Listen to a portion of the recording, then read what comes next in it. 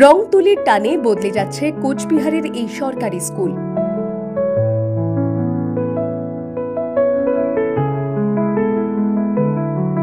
রাজ্যের সরকারি স্কুলগুলির কোথাও শিক্ষক নেই, কোথাও নেই প্রয়োজনীয় শিক্ষার উপকরণ। এই বাস্তবতার মাঝেই ব্যতিক্রমী দৃষ্টান্ত তৈরি করেছে কোচবিহারের বিবেকানন্দ বিদ্যাপীঠ উচ্চ বিদ্যালয়। এই স্কুল মানে শুধু পড়াশোনার জায়গা নয়, এ যেন রঙিন স্বপ্নের এক চিত্রপট। বাংলার শিক্ষক উৎপল অধিকারী এই স্বপ্নের কারিগর। সচরাচর এমন রূপান্তরে বড় অঙ্কের খরচ হয়, কিন্তু এই স্কুলের রূপ বদলের গল্পটা একটু অন্যরকম। স্কুলের এক প্রাক্তনী 50,000 টাকা দান করেছিলেন। কোভিড কালের পর ছোটদের নতুন করে স্বাগত জানাতে সেই টাকাতেই শুরু হয় রঙের উৎসব। উৎপল বাবুর তত্ত্বাবধানে দেওয়াল জুড়ে ফুটে উঠেছে ইতিহাস, সাহিত্য আর সংস্কৃতির খণ্ডচিত্র।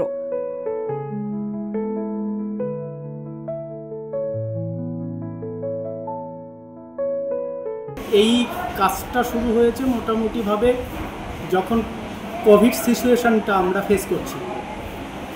তারপরে যখন স্কুলটাকে আবার নতুন করে খোলা হবে, তো আমরা যখন স্কুল স্যানিটাইজেশনের কাজটা করছি, সেই সময় মাথায় হলো দীর্ঘদিন ছাত্ররা স্কুলে আসছে না, তো বিদ্যালয় প্রাঙ্গণটা তাদের কাছে কী করে আকর্ষণীয় করে তোলা যায়।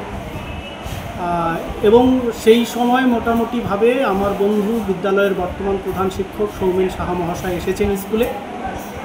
মূলত তার সঙ্গে কথা হলো যে বন্ধু চলো স্কুলটাকে আমরা নতুন করে গুছিয়ে নিই একটু। এই তখন থেকেই মোটামুটিভাবে আমাদের স্কুলকে গোছানোর কাজটা শুরু হয়েছে। মোটামুটিভাবে 2-3 বছর তারও কিছু অধিক সময় ধরে বিদ্যালয়ের বিভিন্ন যে গার্বেজ এরিয়াগুলো ছিল সেগুলোকে আমরা আস্তে আস্তে সরিয়ে দিলাম।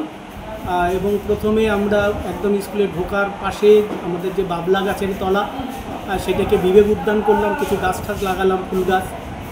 তারপরে আমাদের আরেকটা উদ্যান করলাম আমরা ওখানে, এদিকে সামনে করলাম বিদ্যাসাগর উদ্যান। এইভাবে তারপরে হেডমাস্টার মশাইয়ের মাথায় একটা অভিনব চিন্তা এলো যে যেটা আমাদের রাজ্যের মধ্যেও প্রথম দিকের প্রয়াস বলা যেতে পারে, সেটা হচ্ছে ম্যাথ পার্ক, যেটা এর আগে হয়নি। তো এইভাবে আমাদের স্কুল মোটামুটিভাবে একটু হলেও আধুনিকীকরণের দিকে আমরা গেলাম। প্রথমে পড়ুয়ারা কিছুটা অসাবধান ছিল, কেউ কেউ বাগানের গাছ ভেঙে ফেলত, দেওয়ালে আঁকা নষ্ট করত, কিন্তু ধীরে ধীরে তারাও হয়ে উঠেছে দায়িত্ববান, ভালোবেসে একাত্ম হয়ে উঠেছে স্কুলের সঙ্গে।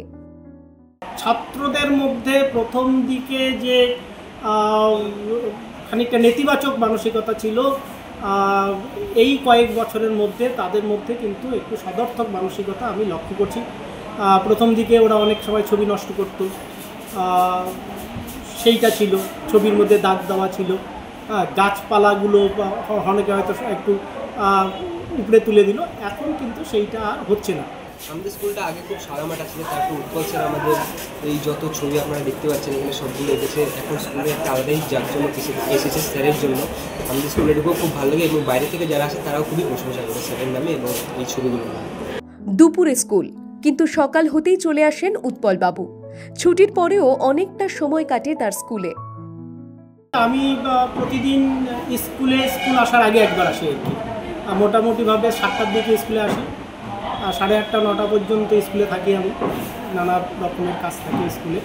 এবং তারপরে যেহেতু বাড়িটা আমার কাছে চিত্রকর পাড়ায়, তারপরে বাড়িতে গিয়ে স্নান খাওয়া দাওয়া করে চলে আসি। মানে প্রথম আমার সহধর্মিনী তোমার স্কুলে কি আছে, এখন ছেড়েই দিয়েছে যে এই লোকটা স্কুলে না গেলে ভালো থাকবে না। এখন আমার যদি কোনো দিন দেরি হয়, সেই বলে তুই ওই স্কুলে গেলে না কেন। পড়ুয়ারা জানায় এখন স্কুলে আসতে ভালো লাগে তাদের, দেওয়ালে আঁকা ছবিগুলো তাদের মোটিভেট করে।